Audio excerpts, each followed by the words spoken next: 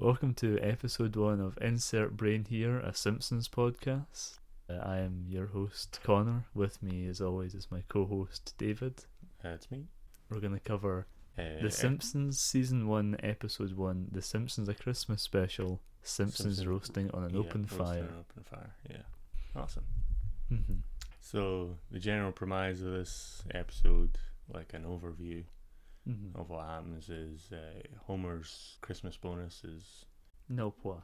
Yeah, not Aye. happening. Not happening. It got cancelled. Well, not just his, but everyone's got cancelled. And Bart ended up getting a tattoo, so... A lovely tattoo. A lovely says tattoo. moth. This is moth, yeah. So, yeah, that had to get laser removed, and that took up the rest of the savings that Marge had from Homer. They managed to save a goddamn thing. A real emphasis on the economic stance of the family. Yeah. They're just constantly struggling for money, which is something that they've like totally ditched as the years have gone on. But it feels like a real like a real penny pinching. A real priority to right the there. story writers in the Yeah. early years, at least. I don't really want to go into the Tracy Ullman shorts too much, but I think there's an emphasis on that in those as well. Right. Yeah. I think, or at the very least, some of the shorts touch on it. This idea of I've only seen some of them, so yeah, I think so. At some point we'll go back and cover them. I've also only seen some of them. Kind of a chore to track down. They are indeed. I think that for most people it's the pilot. It's the one, the first one that everyone thinks about when you think of number 1 of The Simpsons. So quite a good introduction to the family dynamic and things. Like, obviously you get a nice introduction to Marge's sisters. Yeah. And the fact that Homer and them clearly don't get along at all. It's interesting you should mention that. This was actually intended to be the 8th episode of season 1. Oh, right, was it? That's its production code. What ended up happening was animation issues with what was meant to be the first episode, which became the final episode. Right. So the show was meant to air in the August, and 8th episode would have came out just before Christmas, so it would have been a Christmas special. Right. And they had to totally reshuffle everything and pull this episode forward to be the show premiere. Right. That's something I did not know. Yeah, it actually became, until I think there was a show that came out in like 2016.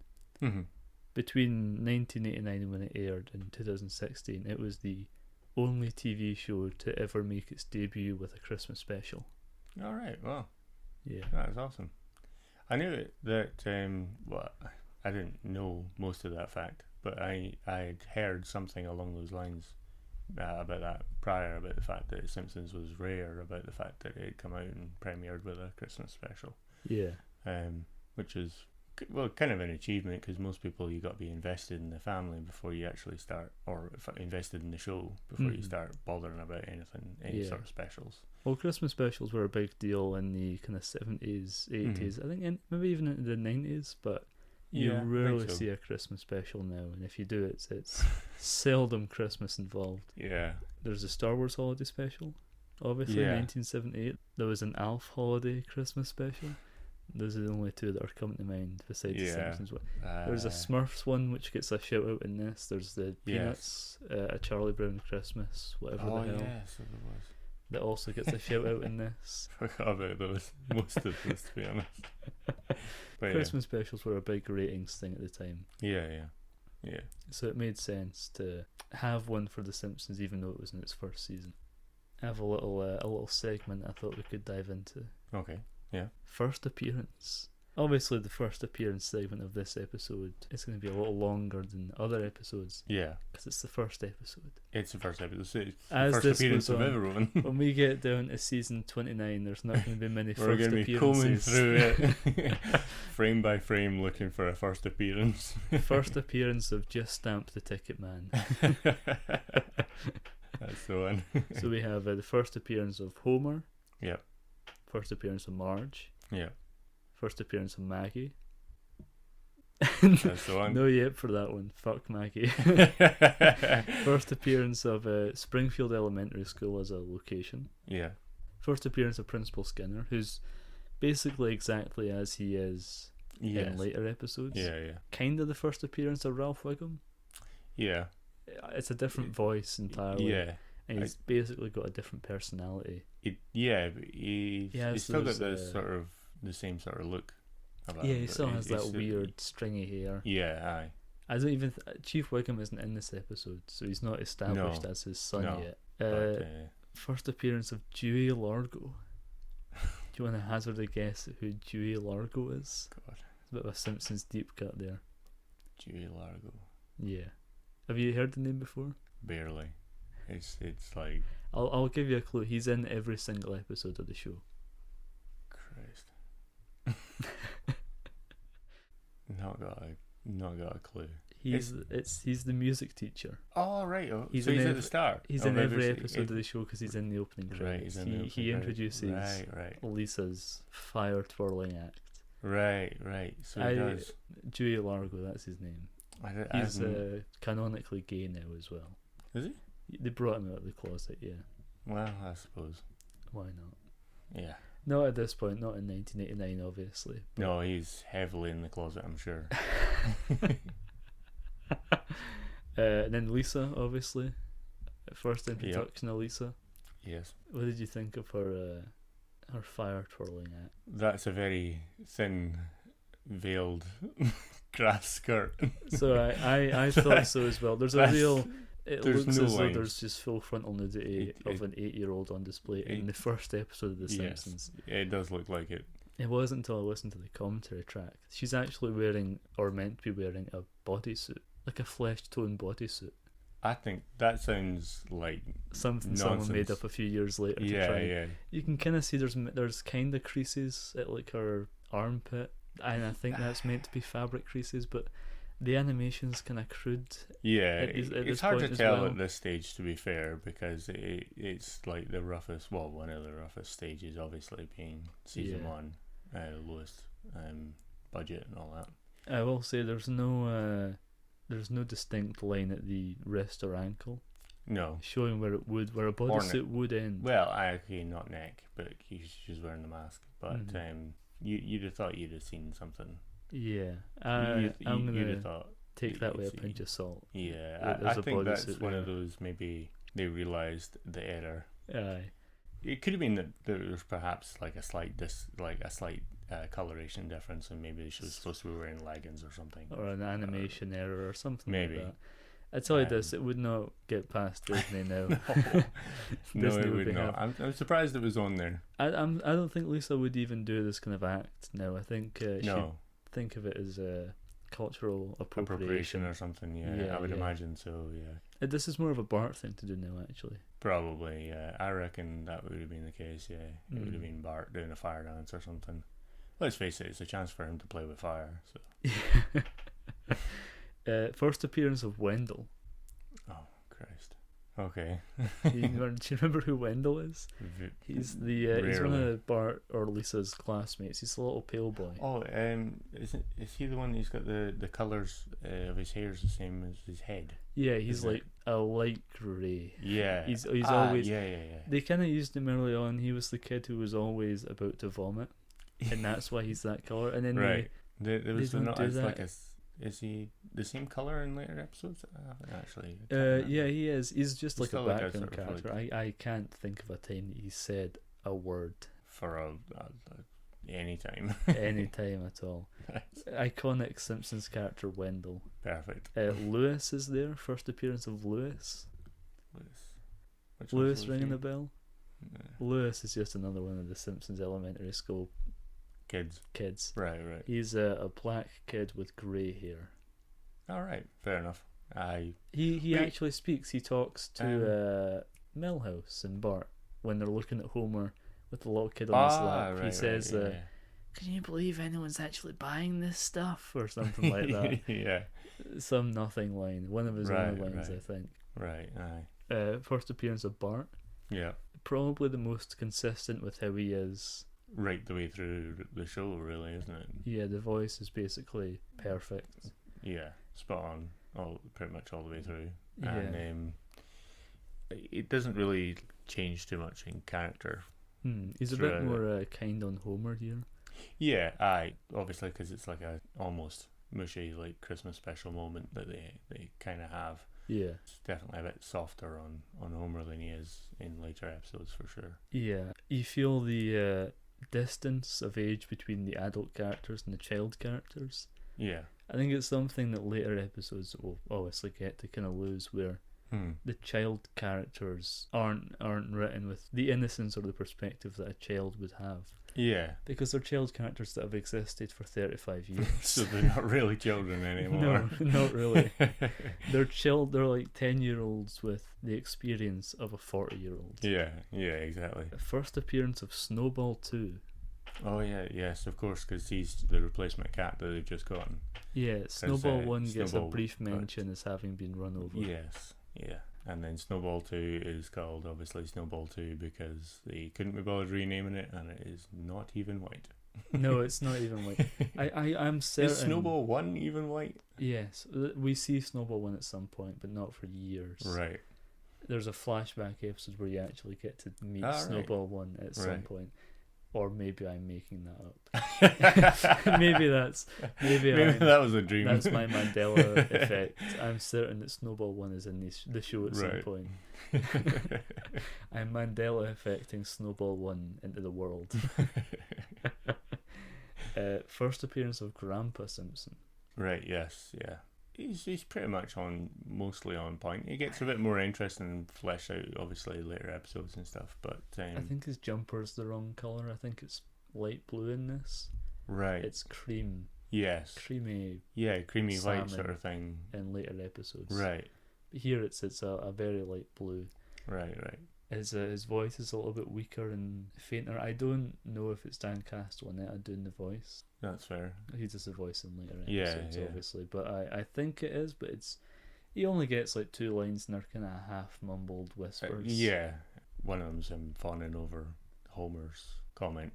Yeah, at the end credits. The end credits. Homer messes up his only part in the song, Rudolph the Red-Nosed Reindeer. First appearance of Patty and Selma. Yeah. Who are basically the same. Yeah. They don't smoke. Yeah, I don't know if that was I haven't seen them smoke in this one. I don't know. I know that there was a lot of contention about what the show could and couldn't say or show at this point. There was they have a nude Lisa. They were like 8-year-old nude, fine. Perfect. Adults smoking? No. What are you talking about? Can't have any of that. Can't have any of that. We can only put into the world what's in it. Right, aye. There was a bit of pushback over, when Bart's getting his tattoo lasered off and the guy says you don't want this laser going near your eyes or your groin. Groin, yeah. There was pushback from the studio. They were like, you can't say groin on TV. What? And they're like, but it's just groin. It's not like he says you can't get this laser near your eyes or that big throbbing cock. He says you can't get this laser near your groin. That's perfectly acceptable. I don't know what. In 1989 was a different time, obviously. Yeah, clearly there must have been some. Maybe it was to do with, could have been construed as advertising for it or something for some stupid reason. Because there's a whole bunch of like laws and stuff about advertising cigarettes and smoking and alcohol. Yeah, they're a lot more stringent then than they are now, I think. Yeah, I think. Although I think it's some countries have gotten it more stringent now. Yeah, I think America was pretty lax with that at the time, because the 90s was when Joe the Camel. It's like a smoking camel for a camel. Yeah. Tobacco. Yeah. Basically, exclusively aimed at children. Yeah. Joe the Camel. Yeah, I forgot about that. Yeah, I'm. So it kind of almost makes no sense why they've not got them smoking. Yeah. And they basically just forevermore have got a cigarette in their mouth. Yeah, we'll keep an eye for the rest of season 1, see if anybody's smoking. Yeah. Was anyone smoking in this episode? I don't think anyone was. I don't think I even saw anyone smoking in Moe's anything. Moe's is a weird design. Yeah. The outside looks basically the same. I think the sign might be different, but then you cut to the inside and it's like they're not directly behind the door, because Barney comes in and he walks wanders through over saloon doors through from another room. Yeah. And it's like, well, if this is the bar at Moe's Tavern, what's the other room? Yeah. Is that like a hallway? Bizarre, and it's totally empty. Yeah, there was no one else in there. It's I'll come back to Moe's Tavern because I have a lot to say about that weird. Yeah, And Mo and his changes that happened as well. Mo and his many changes. First appearance of Ned Flanders and his only son Todd Flanders. The older son Rod isn't in this episode at all. Right. He's outside of his house, and then we see him later on walking with all of his presents, and both times he just has little Todd Flanders with him. So he does. I don't know why, but I was watching the episode and I obviously just similarly Mandela effect another kid into it. You're just because I just automatically saw the two. You see Ned Flanders with Todd, and your brain's like, "Well, Rod must be there somewhere," because there's such a no Maud Flanders either, who is still alive at this point, hasn't been cannoned off the edge of a football stadium. Smithers' voice makes its first appearance. Yep. Nothing to say about that. Did you notice anything about Mr. Burns in his first appearance? I didn't actually. I was looking around the office more than at Mr. Burns. Isn't he? Just remembering from like a previous time watching it, isn't he a sort of an off colour as well? He's a weird colour or something, or is that someone else I'm thinking about? I think he's slightly pale sometimes, but no, it's a different voice actor. Oh right, I didn't even notice that. It's been a long time since I've actually watched most of The Simpsons, to be fair. Yeah, it's an actor named Christopher Collins. All right, who is Starscream in Transformers, in the original Transformers. I can see the link between the two. And he was Cobra Commander in G.I. Joe. He got fired for apparently being too difficult to work with. Wow. Yeah. He got fired. Imagine being hired to be Mr. Burns in The Simpsons, and you get fired after the first season. He was only in season 1. He's only in season 1, and then he was gone. He gets replaced by Harry Shearer. Right. Who does Smithers as well. Yeah. Well, obviously it wasn't that important. No, he died in 1994, so it's alright. It's not like he's not sitting mourning 33 seasons worth of residuals or anything. No, but his family maybe. First appearance of Mo. Yeah. Black-haired, pink apron and tied Mo. You know what? I'm sure it must be canon by now that Bart's consistent phone calls to a tavern swap made him grey. Just drained all joy from it. He's kind of a cheery character in this first episode. He looks like he's having a real ball in that empty tavern with his silent doors and his weird hallway. Yeah, I don't know if it's... I know that the animation in the first season is really dodgy, partially because the first company they sent it out to animate it totally dropped the ball, and that's why the episode that was going to air first got shunted to the end because it had to be reanimated from the ground up. Right. I had heard something about that before. Throw out all these episodes that had already been animated and just start with a new company. When we get to that episode, I'll pull up some of the animation from the first company and show it to you, just show you how atrociously bad it is. It's like unwatchable. First appearance of Milhouse. Yeah. It looks the same. Yeah. I think there's one shot where his eyebrows are black instead of being blue. Right, yeah. That's probably just a colour mistake. Blue, whatever. But Milhouse is the dud, so who cares? Yeah, exactly. The first appearance of the Happy Little Elves. Oh yeah. The first and almost last appearance of the Happy Little Elves. They were meant to be like an answer to Care Bears, kind of Smurfs type of thing. Yeah. But they were ditched and they just focused on Itchy and Scratchy. Yeah. Because why wouldn't you? Yeah, exactly. What can you really do with the Happy Little Elves? You would have to make a whole show exclusively just about that, taking the piss out of the Care Bears and the Smurfs. You couldn't really do that effectively in very short snippets. Not the same way that you can make fun of like Tom and Jerry, or the Wile E. Coyote or Sylvester the Cat, Tweety Bird cartoons with Tom and Jerry. With Itchy and Scratchy. No, you've got a very short window. You can't exactly focus too much of the episode on anything other than the actual Simpsons.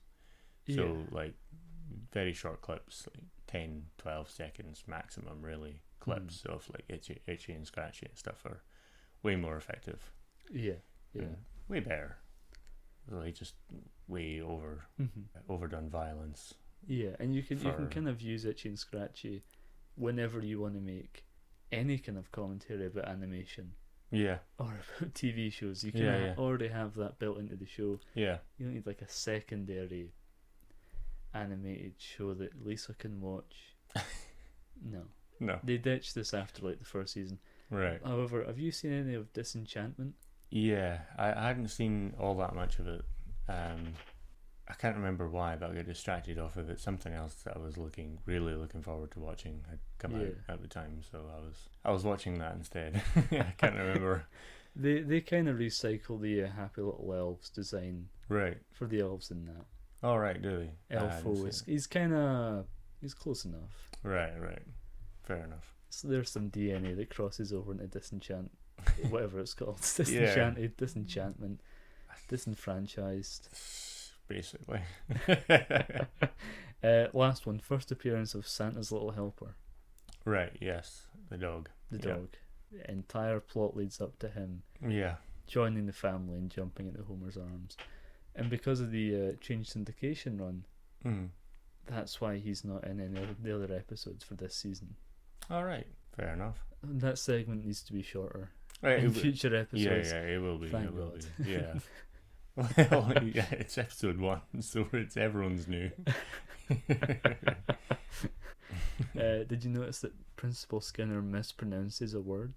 Yeah, he mispronounces one of the words and then he corrects himself and then he ends up mispronouncing like the next word after it as well. Yeah, they were and doesn't autocorrect. They were going to do a running joke that his character's thing is that he mispronounces words. Right. Which isn't funny. No. No. He does it in this episode and then never again. Right. So if he's mispronouncing in this, is Principal Skinner in any of the other episodes in this season? Yeah, he's in at least a few. I know he shows up. So is he then mispronouncing words in other ones? I can't remember him having mispronounced any words in the other ones. But I also didn't remember him mispronouncing words in this one until I rewatched it. That's fair. I didn't remember he had that sort of quirk. I guess. What a surprise we'll get when we watch those episodes and find out. Hang on Principal Skinner's every word to see if he stumbles over a phrase or mispronounces something. Yeah. That incredibly funny running joke. The laser guy, his surname is Zitovsky. Right. As in Zits being lasered off. Yeah. The sign gags in these earlier episodes, because the animation's a lot more pared down. Yeah. They're a lot more obvious. It's not mixed in with their background details. It's like a blank pink room with a sign that says Zitovsky. Yeah, it's one of the few bits that's actually got detail on it in the background. So it's much more obvious. Speaking of signs, the Christmas tree joke where he's Homer's driving to try and get a Christmas tree. He drives past. It's like $75 Christmas trees, $60 Christmas trees, and then the slightly unusual Christmas trees, and it's which are meant to look like the trees from Dr. Seuss books. Right. And they don't. That was kind of the intention behind that, was to do a homage to Dr. Seuss in the slightly unusual way that he draws trees. Yeah, but they just look like trees that are missing branches. Falling to bits. Which is a ridiculous price, $45 for some of those falling apart horrible, trees. Ugly trees. Also, I noticed the £75 or $75, sorry, for the first set, and then $60 and up for the second set. $60 and up. It's not getting any cheaper, son. It's really not. A character that I actually want to see return, who I don't think ever has, is the tattoo guy. Right, yeah. I love that. Maybe the best joke of the entire episode. Where the tattoo guy's like, "How old are you?" And little 10-year-old Bart goes, "I'm 21, sir." And he's like, "Get in the chair." Yeah. There was a lot of debate around what line they should use to have that be excused, that this grown guy would be willing to put a tattoo on a 10-year-old. And you're just like, no, it's just funnier if he goes, whatever. Yeah. He's kind of a comic book guy-esque character. Yeah. Yeah. But it's just like, yeah, whatever, get in the chair. Getting paid either way. Eating into that jar of Christmas money, I'm sure. Of course. Well, that might be known Bart's allowance, actually, because they're getting an allowance. That Homer mentioned. Yeah, that's what, because Homer says to him earlier in the episode, it's set up and payoff. Yeah. You'll have to use your allowance to get this tattoo. Yeah, just after that, when he says that, you've got the phone call with, well, I don't know if it's Selma or one of Margie's sisters.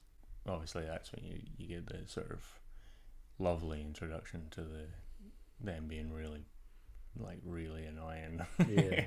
You can see it in his face, obviously, when he's hands over the phone, but yeah, you basically just want to punch him already.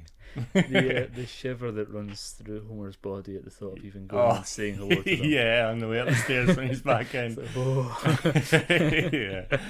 Yeah. Oh, here's a fun fact for you, a little bit of trivia. Okay. One of the animators of this episode was Eric Stefani. All right. From the band No Doubt.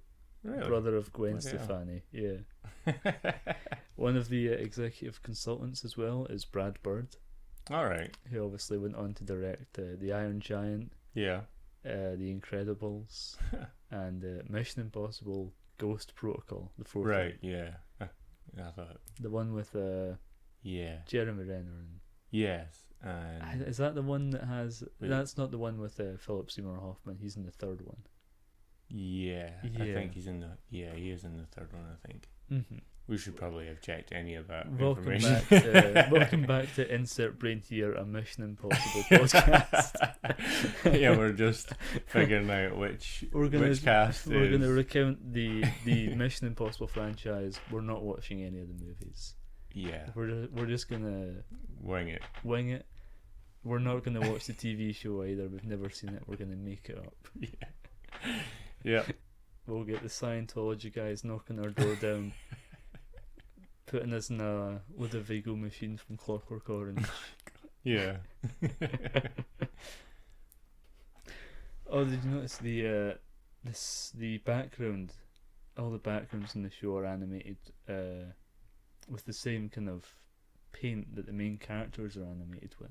Alright, I didn't notice. I didn't so obviously clock that. When you watch stuff like Scooby-Doo or the Flintstones, mm-hmm. the backgrounds were always animated darker. With like watercolours. Yeah. To make the characters stand out, and you end up with that thing where like, if you have a row of lockers and Shaggy's going to open one of the lockers, it's painted differently. Yeah, and it stands out massively. This is one of the first animated shows where they chose not to do that and to instead use much thicker cells of animation that would have the same kind of paint used for the characters and for the backgrounds and for every aspect of the environment, which is... Yeah, that's good. You can see that it's like a much... Obviously, you've still got the fact that the background, there's like buildings in the background. You can... Only if it's an important building has it got windows even, practically. But, that's more of a budget thing. You can't spend time on that, especially considering the mess up. Yeah, and Fox were already unsure about the success of The Simpsons going forward. Right. They were really hesitant to make it like a 25-minute, half-hour episode. Right. They thought that there was no way that an animated sitcom could keep people's attentions for that long. Right. They were like, you should really cut it down and make it 3 7-minute shorts per episode. Wow. That would definitely put a much different sort of... Yeah, what you could do with that is much more limited than what the show is. I think it probably would have not been a success. No, I can't imagine wanting to sit down and watch that show where it's like these 3 7-minute segments per episode. Yeah. Especially if they're like standalone shorts. Like, what can you actually say in 7 minutes? I mean, you can... I don't think the show would have had the longevity that it's had. No. Well, you would have to go through stories like there's no tomorrow anyway. Yeah, you'd be burning through stories 3 times faster than you normally would. But also, those stories you wouldn't be able to go into any sort of real detail. No. Unless you did like 3 parts. But then you're just doing a 3-act story. Yeah, exactly. just in a 27-minute episode or 21-minute episode or whatever it is, but in 3 segments. Yeah. I think if they'd actually started with that, then they probably would have moved on onto longer segments anyway, naturally. Yeah. As the time sort of progressed. But it's for the best that they didn't even bother with that. They Yeah. managed to sort of tell them that that's what they wanted to do. I'm glad they managed to slap Fox away and yeah. not have to conform to that. Yeah, that stupid idea. Nonsense. The song playing Mr. Burns' Tavern. Mr. Burns' Tavern? Mr. Burns, I've had a stroke. Yeah. Moe's Tavern. Moe's Power Plant in Mr. Burns' Tavern. That's the one. Perfect. The song playing is... He really does change. He does indeed. I'm sure playing. that'll be an actual episode where they meet up and swap jobs at some point in the future. Probably. Yeah. The song playing in Moe's Tavern is Santa Baby. Alright. It's performed by Tracy Ullman. Alright. Obviously the Simpsons shorts originated on the Tracy Ullman show. Yeah. No, I didn't notice that. That's awesome. That is the end of my section of trivia for this episode. I have officially... It's quite a lot of trivia. It's like a 23-minute, 24-minute show? 24-minute, yeah. 24-minute for this No one. opening credits, no couch gag, and no chalkboard gag. Does that come in... I think it's in episode 2, yeah. Yeah, I think it did, yeah. If I remember right, this isn't an official trivia fact, I'm remembering this fresh from the top of my noggin right now. If I remember right, it was a not way being fact checked. Not being fact checked. Don't get that fact check company on my ass. The reason that they put that massive long intro section in was to cut down on costs. That makes sense. Less stuff to animate each episode. Right. Huh. That's pretty. That's actually a good idea, really. Isn't you just had to animate it once and then reinsert it. Yeah. In every episode. Yeah, because it doesn't change as often as I remembered it did. Yeah, like it's I pretty... could have sworn that it had changed like drastically every single episode. Yeah. And then I'm just remembering like 7 episodes apart from my youth. I think the one that they used for the rest of season 1 gets ditched pretty quickly. Yeah. Because it was longer and it gets a lot shorter. I think. I'm sure there's like whole segments of it that get cut out. Yeah, and then the version they used from season 2 onwards until they rebooted it and made it HD. That's the same intro. Yeah. So there's a point where you're watching like 1991 intro animations, and then it cuts to the actual episode, and it's a HD Simpsons episode. that'd be interesting. A lovely little Simpsons. Sort of. What's the word I'm looking for? Christmas. Yeah, Simpsons Christmas. A lovely little Christmas special to kick off the season. Yeah. Yeah, obviously, like you said, not really in the order they were intending it. But yeah, it worked. So. You gotta do what you gotta do. Yeah, exactly. Sometimes you have to roll with the Christmas punches. Yeah. It's a lot more realistic and down to earth compared to later seasons. Even like season 2. This almost feels like it could have been a non-animated sitcom. This like plot. The story and the plot definitely fits like a live action cast kind of thing. Like one of those ones with the canned laughter and all that nonsense. Yeah, you're kind of married with kids. Yeah. That plot would really sort of fit in there. You've got pretty much everything you would need in that episode right there for that. Because there's nothing really like exclusively cartoony. No, the pacing's quite slow as well, especially compared to like much later ones or any later ones really. It's then again it's also longer. Episode 2, 23 minutes, but it's got the intro. Exactly. So it is a longer episode for the actual story. Yeah. So not by all that much, but it's still changed the pace a little bit. Yeah. So if you got that same story in the shorter time, it would quicken the pace. It would tighten things up a little bit and make it a bit faster. Force them at least to quicken it up a bit. Trim some of the fat. Yeah, exactly. But still, overall, it's a good episode. And you can see why they got the dog at the end. Wee tongue out of the mouth. Be like a Homer Simpson, bit of a French kiss there. Yeah. Adorable little dog. So yeah, No, it's like Greyhound Santa's Little Helper. I think it's a Greyhound. It'll be a Greyhound or a Whippet. I think it's a Greyhound. I think it's too big to be a Whippet, is it not? It's like as tall as Bart sometimes. It varies, doesn't Yeah. it? So yeah, it's as probably tall meant as to it be a needs to Greyhound be. because yeah, it's as tall as it needs to be. That's right. It's probably meant to be a Greyhound because usually, stereotypically, it's Greyhounds or Greyhound crosses that are doing racing for things like that. But to be fair, he's useless at racing. Yeah. So he might not be a Greyhound after all. It's just a shaved German Shepherd. Exactly.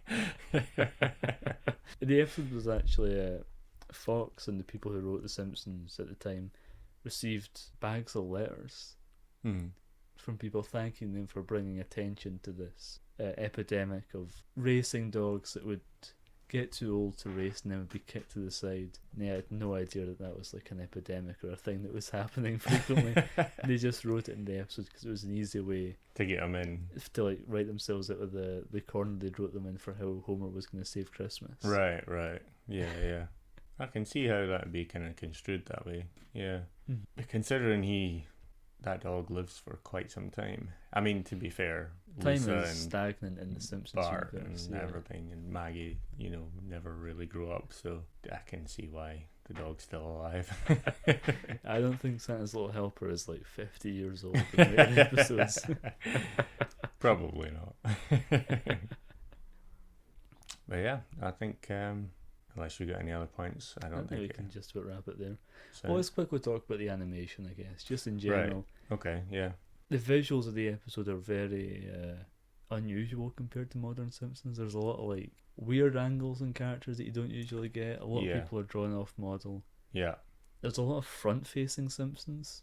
Yeah, which that's I don't like that, man. That is weird. Like there's a Marge in Marge that is episode, front-facing for like minutes at a time, and it's a really odd look. Yeah. She has got an incredibly weird shaped face, apparently, from the front. They're not character designs that are meant to be looked at face on. Really. No, they're not. You've also got there was like the sort of zoomed out shot in Moe's Tavern, like the booths. Yeah. Are so small. Yeah, they're drawn there's so lots tiny. of shots Like you've like got the that bar stools and then the booths that are supposed to seat like 6 people. Yeah. There's like 7 of them crammed in there, or I can't remember the exact number, but there's a lot of them crammed in on the right hand side of the screen. They're so small that they're practically the same size as a single bar stool. Yeah. And taking up almost the same space as Homer on the screen. Those booths at one point in the show, they seat all of Aerosmith. Well, there you go. So those booths are definitely not that small. And Mrs. Krabappel in the middle, I think. Yeah. So I think there's a lot of perspective issues going on. A lot of really weird, massive wide shots. Like the dog trainer when he kicks out Santa's Little Helper. This massive wide perspective shot, and he's so small in the frame that you can't see any of the detailing on him. Yeah. Why? Yeah. Why would you do this? It just seems like a little bit odd, but I guess it's teething problems, isn't it? Really? Yeah. Growing pains. Yeah. You kind of get used to what works and what doesn't, I guess. Making shows like this. So. All right, I'm happy to wrap it there if you are. I am as well. You have any more points you want to bring up about Simpsons Roasting on an Open Fire? I don't think so. All right, great. Well, we can call it there. Sad. We'll be back next week to talk about Bart the Genius, Season 1, Episode 2 of The Simpsons. And we'll be here every single week until our balls drop to our ankles and we die. Because they're never going to stop making The Simpsons. No, they're not. God damn. Hope you have a... trying to think of a Simpsons quote. I've got nothing. Hi diddly ho and neighbourino. Don't have a cow, man. There we go. Yeah. Cowabunga. Yeah. I think that's the Teenage Mutant Ninja Turtles. I don't think Bart actually says Cowabunga though. I don't think he does. I think it's on a lot of t-shirts, but it's not something he really actually says. Maybe he says it in Simpsons Skateboarding. I feel like he said it in a game that I've played then. Yeah, I think it might be Simpsons Skateboarding. Yeah. There we go. We'll get to that in a couple Eventually. of years. Eventually we'll get to Simpsons Years. skateboarding and wrestling and road rage and pinball and hit and run. Yeah. Well, that's all from us. Yep. So Good night. Yeah, good night.